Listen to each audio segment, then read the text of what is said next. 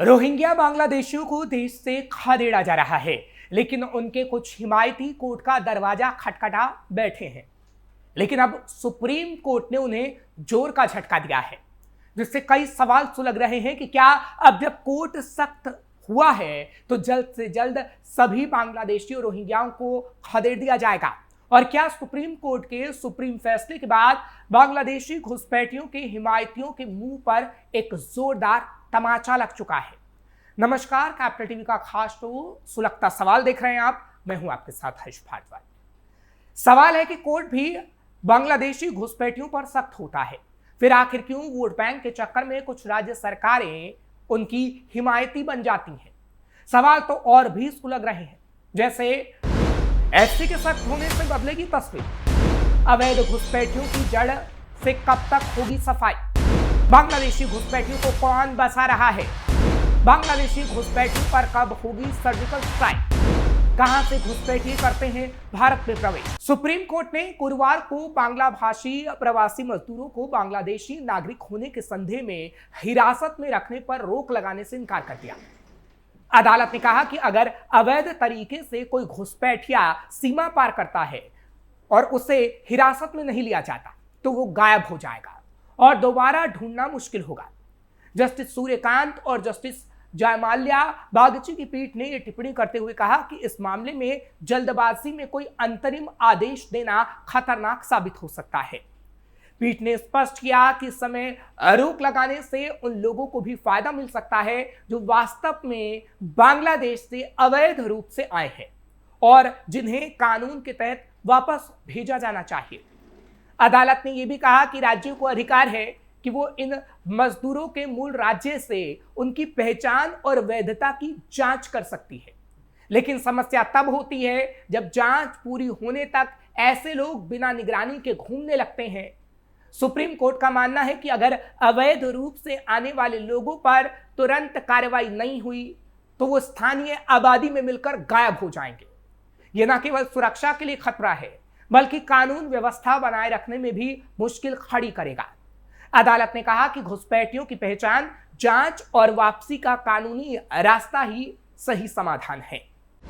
कई राज्यों से खदेड़े गए बांग्लादेशी घुसपैठिए। भारत में बांग्लादेशी घुसपैठिए दिल्ली, उत्तराखंड, गुजरात, राजस्थान, महाराष्ट्र, झारखंड और तमिलनाडु तक पहुंच गए हैं। बीते दिनों गुजरात और दिल्ली में हुई कार्रवाई में इस रैकेट के मुख्य तार भी पकड़े गए हैं। कई सौ किलोमीटर की भारत बांग्लादेश सीमा इनकी घुसपैठ को आसान बना रही है, लेकिन अब इनका जड़ से सफाया किया जाएगा। दरअसल भारत में बांग्लादेशी घुसपैठियों पर बड़ा एक्शन हो रहा है। दिल्ली पुलिस ने तो अब तक कई अवैध बांग्लादेशियों को पकड़ा है। इसके अलावा गुजरात के वालसाड़, राजस्थान के सीकर में ईंट के भट्टे पर काम करने वाले बांग्लादेशी भी पकड़े गए हैं। पिछले दिनों उत्तराखंड के हल्द्वानी में बनफुलपुरा इलाके से 50 से ज्यादा संदिग्ध बांग्लादेशी घुसपैठियों को पकड़ा गया था। ये कमरे में बंद थे और कमरा बाहर से बंद था। पूछताछ में सबने कॉमन बात की, और वो कॉमन बात जो सामने आई वो थी कि इनके भारत सीमा में घुसने के बाद स्थानीय मदद से भारतीय पहचान पत्र बनवाकर ये देश के कई जगहों पर रह रहे थे। स्थानीय मदद से बनती है आईडी।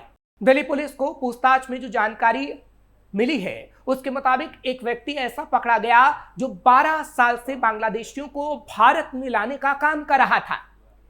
वो हर महीने बांग्लादेश जाता था और 10 से 12 बांग्लादेशियों को वहां से भारतीय सीमा पार कराकर दिल्ली लाता था। इसके बाद देश के अन्य हिस्सों में भेजा जाता था उन बांग्लादेशियों को जो अवैध तरीके से बांग्लादेश से भारत लाए जा रहे थे। हालांकि उस व्यक्ति की निशानदेही पर पकड़े गए बांग्लादेशियों के पास से फर्जी आधार कार्ड, बांग्लादेशी आईडी कार्ड भी बरामद हुए। पूछताछ के आधार पर सीमा में घुसपैठ के रूट पर भी पुलिस और इंटेलिजेंस फोकस कर रही है। खुले बॉर्डर से हो रही घुसपैठ। बांग्लादेश से भारत के पश्चिम बंगाल, असम, मेघालय, त्रिपुरा और मिजोरम राज्य की सीमाएं लगती हैं। पश्चिम बंगाल से बांग्लादेश का लगभग 2272 किलोमीटर लंबा बॉर्डर है।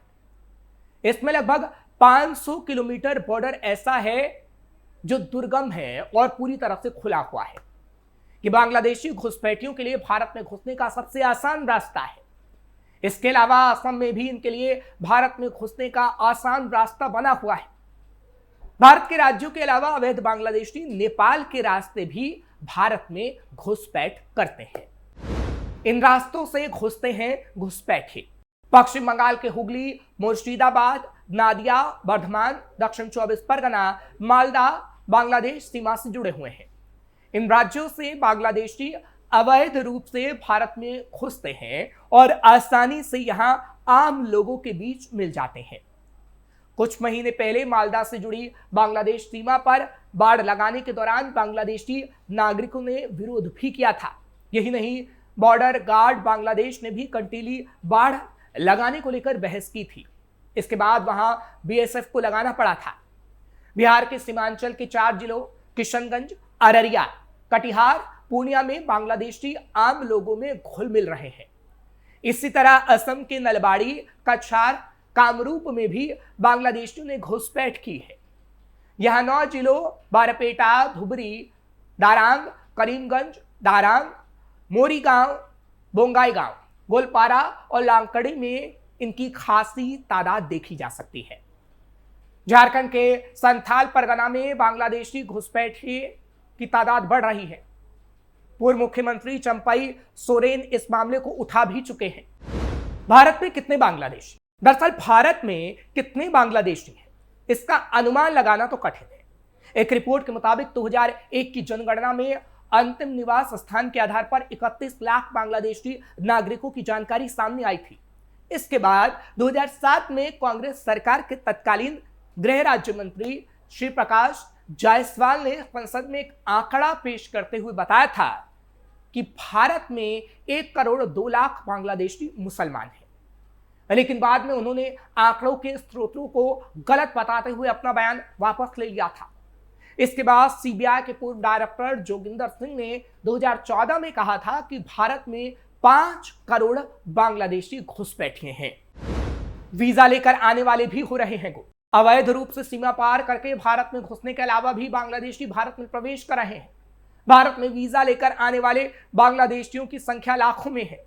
ये इलाज और टूरिस्ट वीजा पर भारत आते हैं। इसके बाद समय पूरा होने के बावजूद वापस तक नहीं लौटते।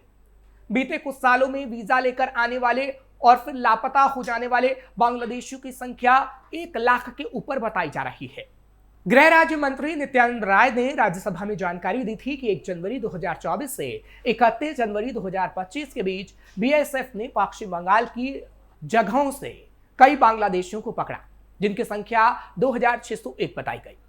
इसमें सितंबर 2024 में 300, अक्टूबर 2024 में 331, नवंबर 2024 में 310, दिसंबर 2024 में 253 और जनवरी 2025 में 176 बांग्लादेशी घुसपैठिए पकड़े गए।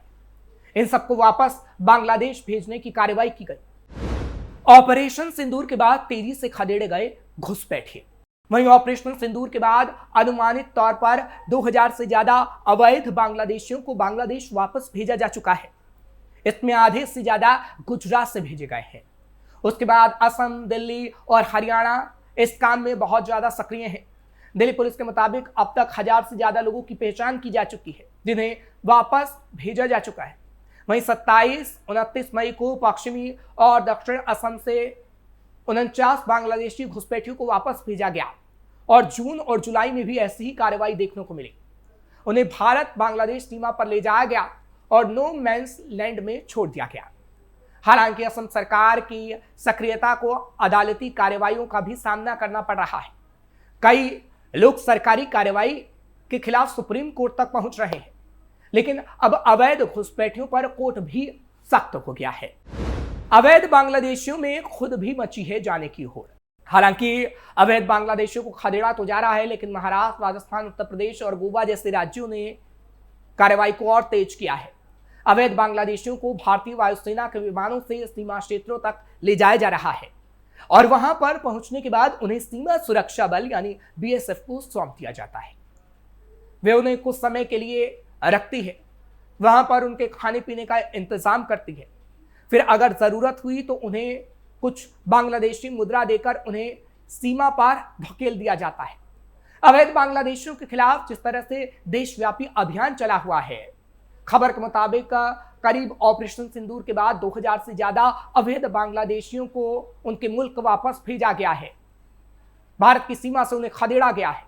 हालांकि खुद भी अवैध बांग्लादेशी सीमा पर पहुंच रहे हैं, जिनमें डिटेंशन सेंटर में रहने का डर है या मीडिया कवरेज से वो बचना चाहते हैं। हालांकि अब कोर्ट के सख्त रुख के बाद अवैध घुसपैठियों को खदेड़ने की कार्रवाई और तेज हो गई है और अब जल्द ही अवैध घुसपैठियों की संख्या भारत में शून्य होगी।